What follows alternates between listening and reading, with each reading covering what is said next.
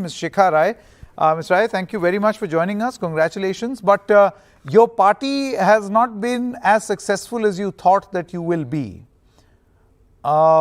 Let's try and reconnect with Shikha Rai in just a short moment from now.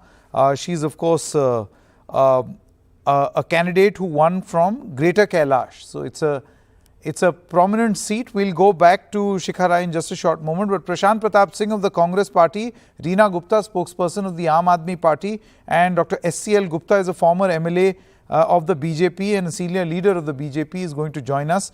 Can we please have them on screen, please, so that I can see all of them. May I know if Mr. Singh is with us?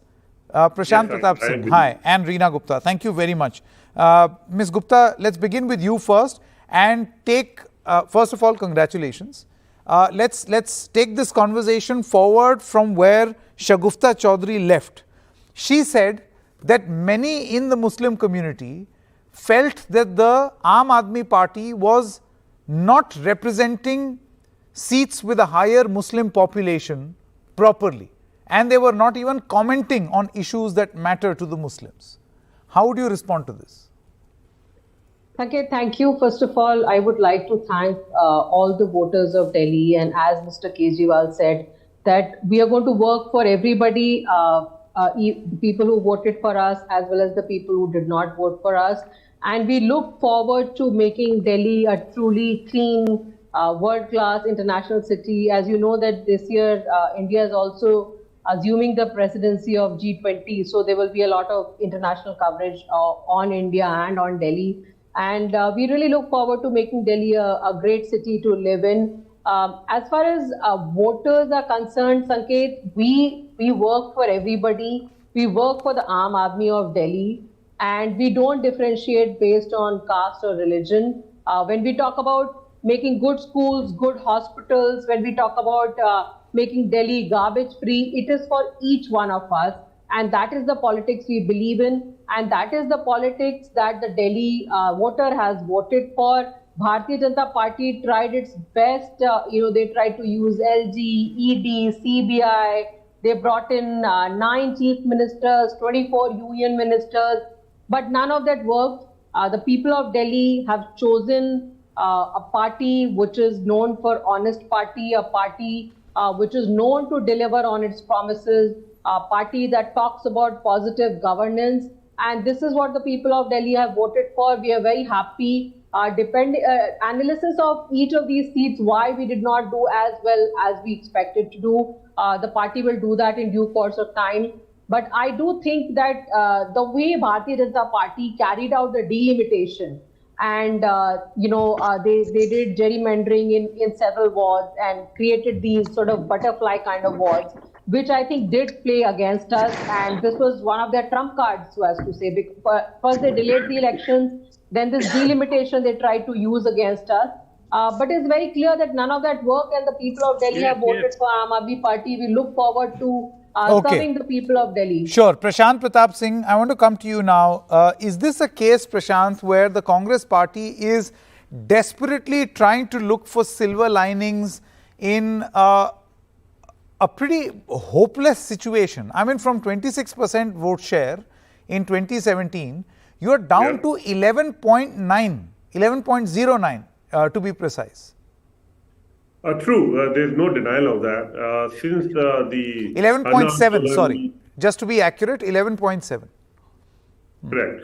So, since the Aam Aadmi Party, emergence of Aam Aadmi Party and the Anna Andolan, the Congress had a huge anti-incumbency. There were a lot of things which were spread about Congress, like the 2G, which later on we realized that it was just a fake case, and Vinod Rai had to apologize for it. So things like that 2G, and they have this rhetoric which was going on. But people have still not, the amount of money and energy which was spent on this rhetoric, people are still not able to believe that. They still believe the lies which were propagated almost 10 years back. So that is one of the reasons that Congress has been suffering in Delhi. We are trying to navigate and communicate in a better way so we can pass the message across. And coming back to Aam Aadmi Party, see, Aam Aadmi Party was a very small party in the start. They could promise anything and get away with it. There's no legacy, there's no history. And the most important, they had no ideology. for that matter. This is the first time they stand exposed when they had Punjab, they had Delhi, and they were trying to contest in Gujarat. And that's when they had to take a stand on Bilkis Bano. So the party which says we are the party of difference, there was one case which is going on in Delhi for the corruption.